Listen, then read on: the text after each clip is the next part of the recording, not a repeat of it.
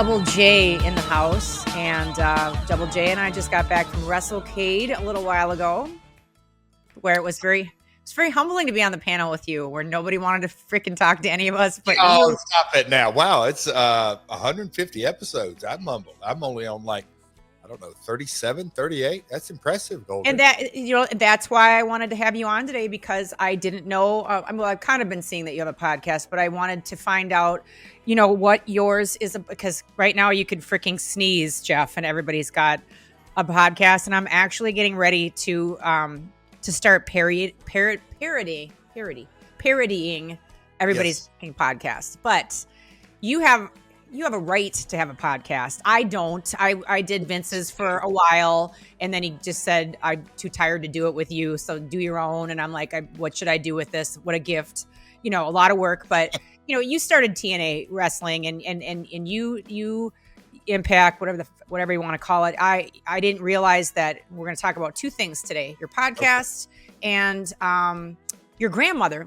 So you've been doing this stuff forever. You have a past to have a podcast. So how did it start, and what is it about, and what can we expect to hear on your podcast? Interesting. Wow, I'm not exactly sure where to start. So Conrad Thompson is my co-host partner, and he a lot of people think he started with Bruce Pritchard. Bruce Pritchard has a long history, mid 80s, early 80s. He actually got into business. But Conrad's first podcast was the Nature Boy Ric Flair. And Conrad is a lifelong wrestling fan. His day job is a mortgage business. So he's in the mortgage business, but he's also a great marketer and a mindset of just doing business 101. So he started with Rick, and then that went its separate ways because of Rick's commitments. And then Bruce came along, and I was on Bruce and Conrad's. That's the neat thing about the podcast world, is that I really looked at it as, I don't even want to call it sort of an extension of radio, just two folks sitting down with a microphone and telling stories. So I had no interest. I had zero interest in doing a podcast 4 years ago when they first approached me. I was on their very first live show, ironically, singing a song as they closed it out, having a lot of fun. They parody, to dive back into parody, they parody a song that me and Road Dogg did back in the 90s. But, I remember that. So long story short, that's when I met Conrad, and then over the last couple of years, he sort of stayed on me, wanting to do a podcast. Again, I had no interest. We did an event called StarCast, which is a big convention. Did it up in Chicago, and they had 25 stage shows, basically live podcast. And I was very interested in putting that on a streaming service and monetizing it and showing around the world, because I'm engaged. I was really into it. But for myself, again, I grew up in the industry to dive into my grandmother's story. So that's a sort of a part of the business. You're in the music business. It's getting on a bus or getting on a plane or getting on a car ride and just sort of telling stories. And that's, for lack of a better word, that's almost sort of been one of the things you pass time with, is just telling stories. Again, no interest. Well, last year, as we all got locked down during COVID, I had an inspiration. There's two shows that I watched during COVID that I still sort of remember to this day. One being Tiger King, but that didn't inspire me. But the other one was a documentary called The Last Dance. I have been a basketball junkie my whole life, a huge Michael Jordan fan, continue to be a Michael Jordan fan because he took the game of basketball, something that has been around forever, that you have to play basketball competitively, and that's shoes. And he has built a $1 billion empire off that. So I've always really been fascinated by, he started as a kid playing basketball, but grew it into that. So with his passion. But anyway, I watched that documentary. It's called The Last Dance. It's a 10-part series. Oh, really? And man, I can't even tell you how engaged I was. It's like, I don't binge watch anything. I'm a little old school. I'll watch one episode. I'm not going to sit on the couch for 3 hours. I think that's my OCD or whatever it may be. But watching that documentary and how they put it together, and it was really simple because they had all this archival footage that had never been seen. They put the footage on a laptop, and Michael Jordan would watch the footage and then look up in the camera and then Oh. he would tell his side of it, his version of it. He cried in it. He still got angry in it. His ego still came out in it. But man, when I watched that, a light bulb went off in my brain, and I go, if somebody's passionate about anything, there's fans that want to go back and live through that, who have so many questions that went on. And, in our line of work in the 90s, now these guys are in their late 20s, early 30s, 40s, some 50s, that was the part of their childhood. So to go back and relive it through an adult eyes and looking through that, that's the thing that really pushed me over the top. And then when Conrad sat down with me and said, look, here's the business plan. Here's the monetization. You can sell merch, appearances, live shows. You basically have a platform.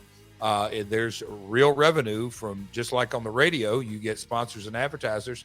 That's what the podcasting world does. So Conrad had already built a business. So I got lucky. I sort of got in while that was already up and running, but really fascinated by the business side of it.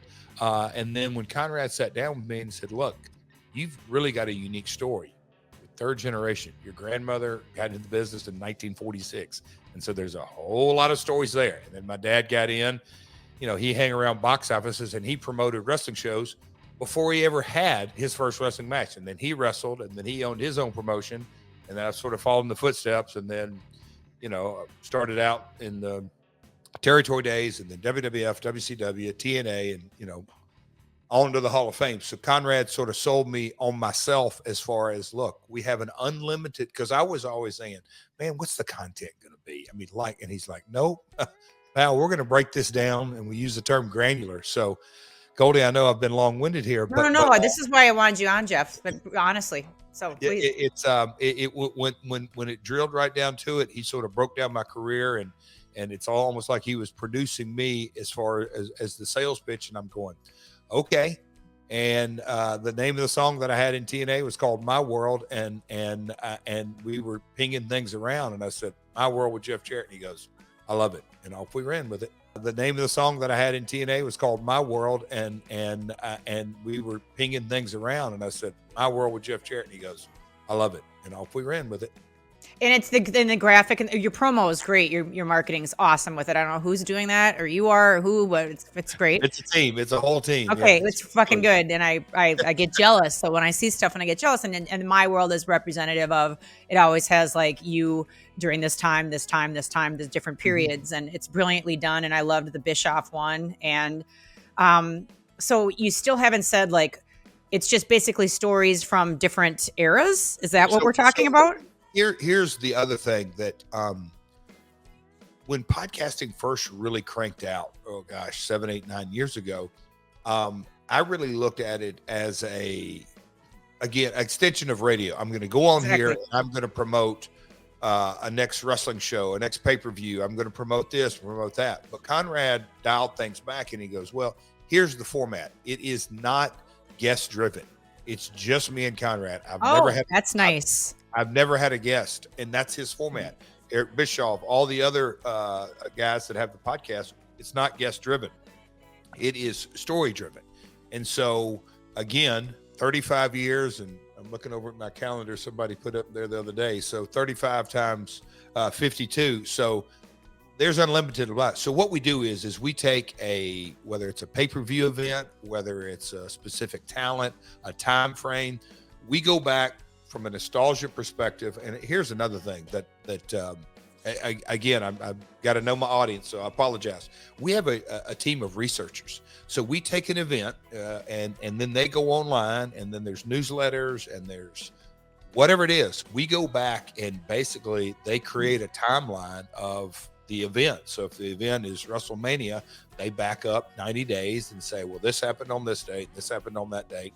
And all that does is start jarring my memory. I'm like, okay. Oh, wow, yeah, I was in Terre Haute, Indiana, and we had to drive from there, and that bus broke down, and we ate at that Denny's. It's kind of amazing. In a lot of ways, it's therapeutic. And sometimes I go right back emotionally and go, oh, man, I hated that today as much as I did then. But it's really cool how this research team, and Derek is the lead guy for us. He breaks it down, and then there'll be newspaper clippings. And we did one from Dallas that had a court case involved, and they pulled all the court records out. There's some stuff that I called up my dad, and my dad goes, oh man, have you got a while? And I go, what? He said, I'm going to tell you about a meeting that I had. And after that meeting, on the way to the car, we got on the elevator and we got off the elevator. This guy said this. And I'm like, wow, you didn't tell me that back in. He said, no, I didn't want to bother. Anyway, so it's kind of fascinating to dive into these stories, peel off those scabs, dive into it. And then Conrad sits down, and that's where at the end of the day, he's a fan first and foremost, and he looks at it through those lens and like, what do the listeners want to hear? And sometimes he'll stay on the subject, and I'm going, man, we really wore that out. We went too deep. He goes, no. They want to know. They want to go as deep. And so anyway, that's it. Some of our podcasts, we've done several that are 3 hours. And so when I heard that and understood, wow, I know. Yeah. Vince just cut me down to 27 minutes. So, well, and see, there's different formats and different styles. But when I sort of understood that, then I said, okay, if somebody's going to invest even 90 minutes or 2 hours into listening to a story about Jeff Jarrett, I'm going to make sure that I do my research and come. And so Conrad tries to get me sometimes like, take it easy, just relax. And I go, no. Here's how I look at it. It may not be a wrestling match, and it may not really be a true performance, but I'm going to do the research, and I'm going to come to the recording, and because I want to make sure that I recount it and tell it, and then we always pop in different little business anecdotes or lessons learned. There's some fun stuff there that. Oh, what's that song? I Wish I Knew Now. It's a country song, but I forget. But it's what I wish I knew now what I knew. Anyhow. Yeah, no, that's and how blessed you are, both of you, to have each other where you've got, because I mean, you're usually in the producing role, like, which is exhausting, and it's a huge burden and a lot of pressure. And sometimes, not that you're not producing it as well, co-producing, but just to have like another sounding board and somebody with an idea. Like, I just fly off the cuff, and it's like every time anybody, a supporter, does something and they think they're just doing a tweet or I'm just like, oh my God, a sigh of relief, like somebody did something, I miss that about TNA. I didn't even know how good I had it. You need to have a guest on your podcast, me, and we can talk about the day that you fired me. No, I'm just kidding. You were the nicest. You were the nicest termination. I remember it. I remember that day like it was yesterday. I remember what led up to it. I remember James Storm coming up to me saying, word on the street is you're going to let go. I remember coming up to James was going to stir it up. No, James was actually one of the good ones back then.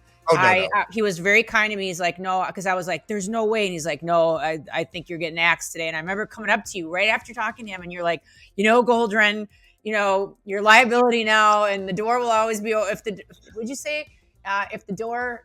if it makes sense for you to come back in the future, the door is open. So you were very gracious, and you were very good. In Goldie's Closet, basically over the last couple of years, has just been redemption, with me reaching out to everybody that I used to work with, because I didn't know what I was doing. I didn't know how good I had it. I didn't know how amazing these men and women were and what they did. I know we've only got like literally a minute and a half left. So I want to wrap up by saying, please just give us a message about your grandmother. And if in a minute and a half, what did you learn from her? What did you learn from her? Oh gosh, that would apply to the everyday Joe. That would apply to me. One last lesson from Grandma. You know what? I will say this: it was so simple. If you can't do the least job, like the lowest paying, bottom of the barrel, sweeping up floors after everybody's left. I mean, you whatever line of work, field of work, she made it in the 40s and 50s and 60s. And I say this with complete respect, because I know you will be able to resonate with this. The world has changed. A woman in the 50s, 60s, and 70s, it is just different. She made it in a man's world during that time. But the reason she did was she didn't say, hey, I'm a woman, I'm this, it was nothing but that. It was, hey, guess what? Whether you like it or not, I'm going to go outwork you. And then when I outwork you, we're going to sort of let the chips fall where they may. And we'll let success determine who works hardest, because you're not going to outwork me. And she did that by saying there was never a job And she owned the place. She built her way up to she owned it. And she would still literally take tickets, work the box office, sweep floors, concession stands. If they needed a hand during a rush during concession, she'd go right over, roll up her sleeves. She could count money quicker than she was amazing. But there was no job too small for her. And to this day, that's one of the things I get angry. I see folks, oh, that's not my job. I'm like, ooh. Oh, don't get me going on that. That's a whole nother hour. So that's the biggest lesson she taught me. So Granny didn't have an OnlyFans. Just kidding. What an OnlyFans it would have been. Yeah, exactly. Goldie's Closet episode 150. We're going to let Jeff go bounce to his next engagement. But once again, please plug where we find your podcast and what it's called. Simple. Anywhere you buy podcast, anywhere you download podcasts, it's at My World Jeff Jarrett. All my socials are at My World Pod, and my personal socials are at Real Jeff Jarrett, Twitter, Instagram, Facebook. Thanks. Great seeing you. Appreciate you having me on. My World. Sounds great. My World. Take care, Jeff. Thanks for your time. Thanks. So Jeff had to bounce, and I'm going to keep on going and talking about memories. And I will tell you that when I said I can remember like it was yesterday. So let me tell you how the day went that I got terminated, because it's an interesting story. I did not appreciate everything that I had when I was in TNA and Impact. From the day it started to let's go to Universal Studios, and I'll tell you all. Let you be a fly on the wall for some of the things that went on Universal Studios.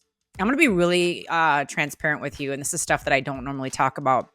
So I didn't use I didn't use any drugs at all. I have never done a drug, and I don't drink alcohol. I had a little booze in college, but I realized like that freshman, the freshman 15? I think it was more like the freshman 30 for me. Like I started gaining weight. I wasn't drinking a lot.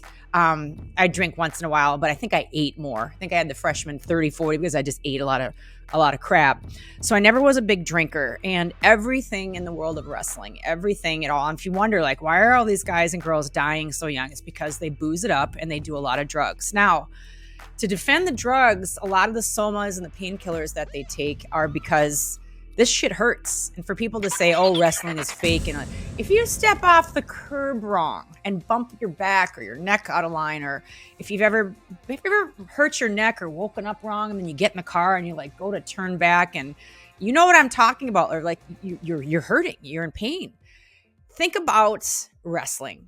Think about that chair shot. Oh, well, it's just an aluminum chair. It's just a fucking aluminum chair. Can you imagine the kind of pain that is? If you guys are pussies, and men especially, when you're home with a cold or the flu, or now, oh my God, if I hear one more person bitching and moaning about the freaking coronavirus, it's the cold and it's the flu. You're going to be fine. Okay. True. I've had it. I can't even tell you how many times I've had it. I don't even want to tell you how many times I've had it. You know why?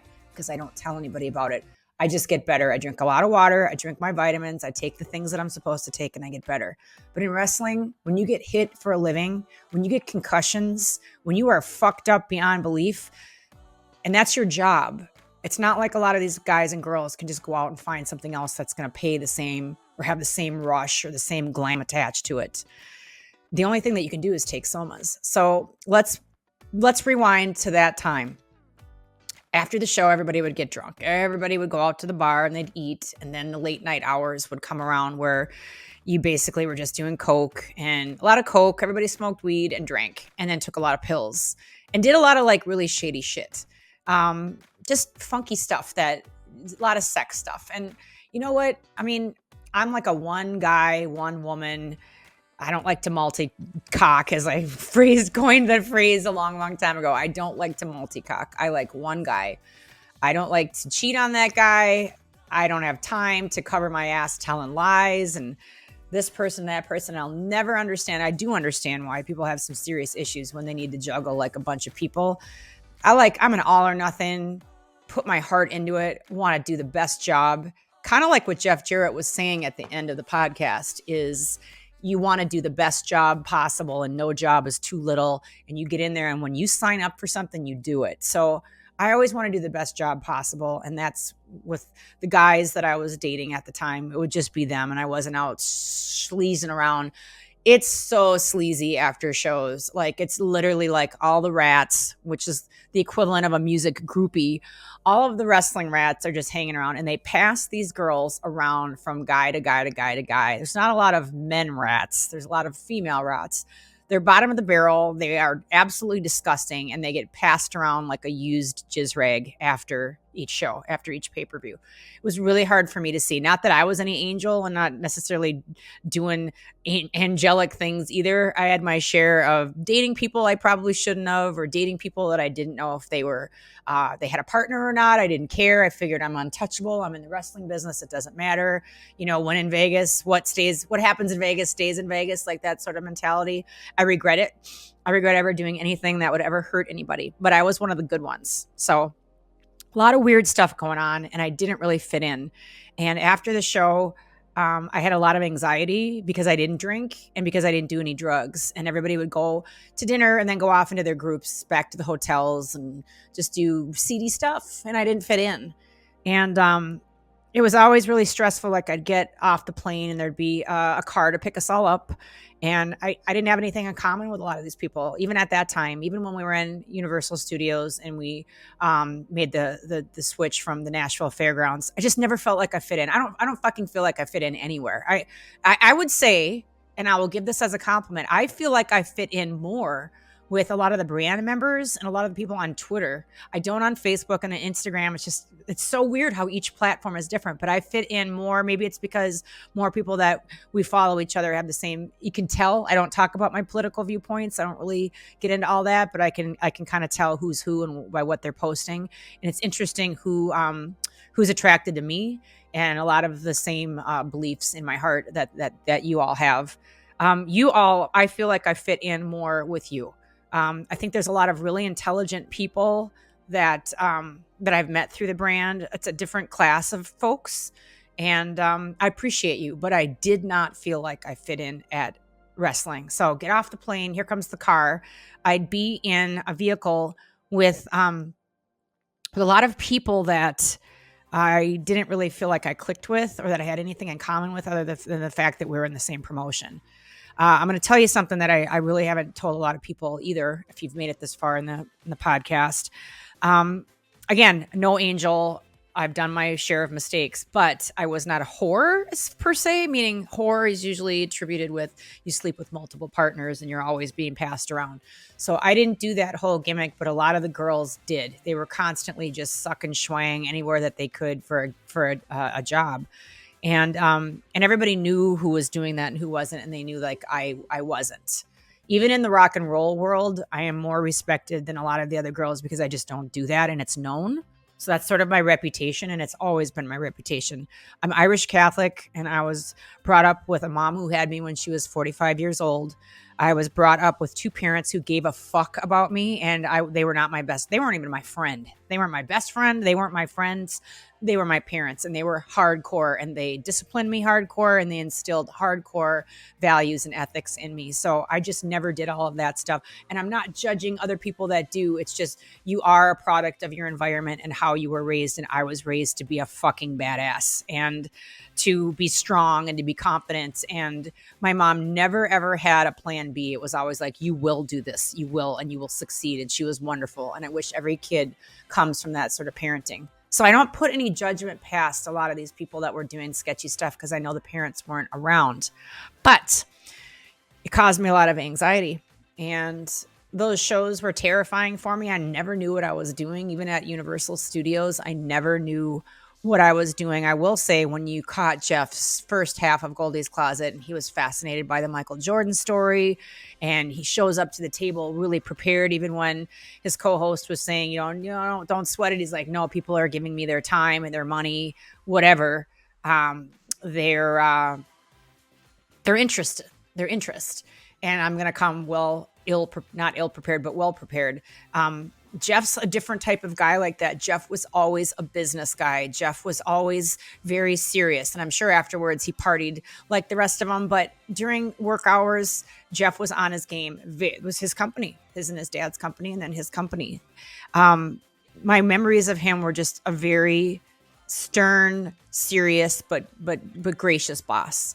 And the day that I got fired. I remember we were all backstage, and it's like, I can't explain it. Like, there'd be catering and there'd be all this food and all this great stuff back there. Like, you're a rock star. But I always felt this emptiness because I didn't feel like I fit in. And I was always like, oh, who can I go talk to today? Or who can I have a conversation with or whatever? And it was, even though I can talk to anybody, like I'm talking to you right now, and I have my podcast and I've been on national TV and I go on stage in front of 10,000 people and tell a story and sing, I still felt like a fish out of water. So I would kind of aimlessly be wandering around, wondering who I could have a conversation with. But I remember that day it was time to go do the green screen, you know, where you kind of like Goldilocks and then you turn to the screen and you nod or you cross your arms or you do something. And I remember it was time and we were all standing there on the green screen, and one by one, kind of like in school and gym class when it's time to pick for sports. And if you weren't somebody that was very good in sports, which I wasn't the best in grade school, high school I got better. Last pick until finally it's like you and like the specially challenged person, like you're the last pick. It sucks to be the last pick. Well, I was watching everybody do their green screen vignettes, and I just kept wondering, like, oh, when is it going to be my turn? When is it going to be my turn? Looking around. And I just remember somebody saying, maybe it was Jeremy Borash or somebody saying to David Sahadi, who was the producer back then, what about Goldy? And I just saw him like look at them and go like the cutoff sign, and then kind of look my direction, and I caught his eye, and he was like, not embarrassed, but like, I think he felt bad that he knew that I saw the, meaning I'm done.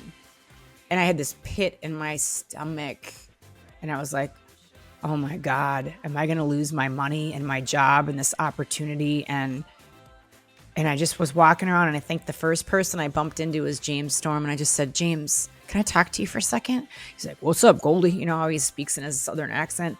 I just said, I think I'm getting fired. And he's like, well, and he didn't say, oh no, it's going to be okay. Or, oh, you're crazy, or you're imagining things. He literally looked me dead in the eyes and said, you know, the word on the street is you're axed after this show. And I couldn't breathe. I was paralyzed. I was suffocating. And all I could do is go to the one person that I knew that would give me an honest answer, my boss. And I went up to Jeff Jarrett, and he was outside of the ring with all the cameras going. It was way before we were to start. But I just said, Jeff, am I fired? And he looked point blank at me, and he said, you know what, Goldrin? We're going to have to let you go today. And I was in shock. And I just remember asking him why. And he said, word on the street is if you take a bad bump or get hurt, that you're going to sue the company, and we've just grown too big, and frankly, you're a liability. You can understand what that's like. What would you do if you were in my shoes? I think that's what he said. He either offered it as a question, or he said you would do the same thing if you were in my shoes.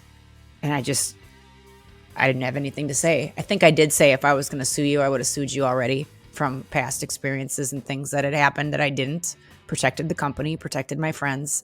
But I do remember him saying, if it ever makes sense in the future that you come back, the door will be, or the door is always open. And it was a kind thing to let somebody off on. It wasn't false hope, but it just was something kind. And you know what? I was still in shock. And I cannot tell you to this day what happened after that. I blacked out. I cannot remember what happened that day. I don't remember if I worked that day. I don't remember if I was done before I ever worked. I think I was done and I went back to the hotel. I don't remember if they flew me out there and then they fired me, or I have no fucking idea what transpired for the rest of that day. I don't even know where I flew back to. Maybe to Nashville, maybe to LA. I literally have blacked that out. I'd have to find out. Well, I'd find out from Bob Ryder, but he's went to be with the Lord. He died a couple of years ago, last year. I don't remember. But I do remember that Jeff was always kind and fair and a great boss, and that he allowed me to have creative control, or not even control. There was no control issues back then. It was just cool. You just came up with cool shit and you did it, and it was good. And I wish, like I said to Jeff, I wish I would have appreciated more what I had. So if anything that I can leave you at the end of this podcast is wake the fuck up, look around you and realize the good that's in your world. And if there is something that's bothering you, address it, figure out how to fix it, but then appreciate the things that are working right and appreciate the things that are good, because I know that there are many. Thanks for joining me, Goldie's Closet. I'll clap for myself. Yay! Appreciate you, and I love you. Be safe out there, but be free at the same time. Some of you will know what I'm talking about. And always stay golden. Love you to the end. Take care.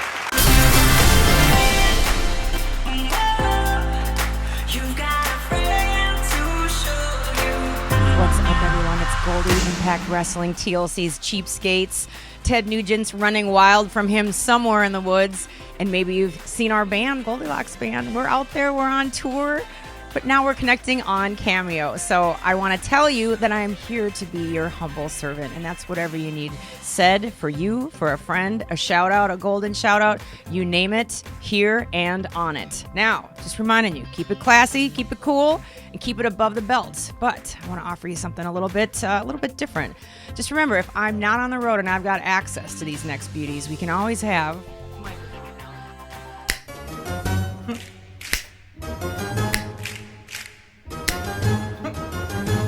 Da-da-da-dum. I want to make this the most amazing experience for you ever, because you deserve it, your friends deserve it, your loved ones deserve it. And just remember, I can sing you a few lines of a song. It can be from anywhere, like it can be from somewhere over the rainbow, or it could be near, far, wherever you are. It could even be on a highway to hell. It can even be from there. Oh, and keep in mind, not all requests are the same. Maybe your motivation comes with a harder edge. Maybe you need a more jagged little pill. There's nothing that I love more than playing the heel. So if you need your message delivered with more, what's the word I'm looking for? Intention? Please specify. Can't wait to connect with you on Cameo. Thanks so much for being here. Stay golden.